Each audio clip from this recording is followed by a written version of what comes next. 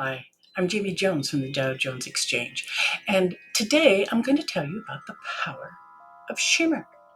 So, long ago and far away, in the time of magic, some people had the power to shimmer, which meant they could exude an energy that made them appear to be more than what they really were.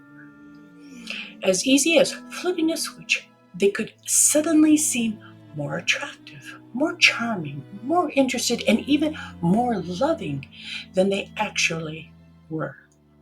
And they used this power to get whatever they wanted from others. Now, all of their relationships, whether casual or intimate, were simply based on two things. What did someone have that they might want, and how long and how hard did they have to shimmer to take it? When they shined on their shimmer, most people found them hard to refuse.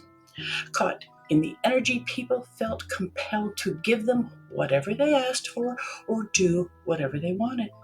In the glow of the shimmer, others felt like they were being helpful and appreciated.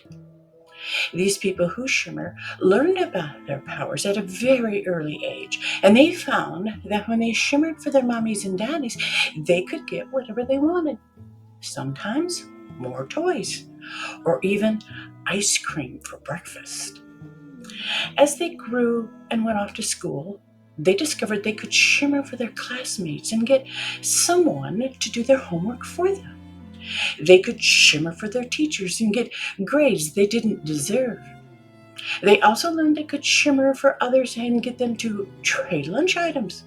Now, the shimmer always ended up with the treats and the desserts, leaving others with those icky vegetables. And as they grew, they honed their skills. And by the time they got into the work world, they could shimmer and get jobs they weren't qualified for. Shimmer and take credit for other people's efforts. Shimmer and get promotions they didn't deserve. They shimmered for their friends and lovers and won every argument and always got their way. Well, the paradox of power and the influence of time starts to catch up with them. And the more they shimmer, the more they needed to shimmer to keep taking what they wanted from people. And over time, the shimmer began to fade, and it became harder and harder to project the shimmer long enough to take from people. In time, starting with those closest to them, it became more evident of what's really behind the shimmer. And once seeing, well, people didn't feel as compelled to give anymore. In fact, they felt more and more resentment, and they felt deceived and betrayed and would begin to distance themselves from these people.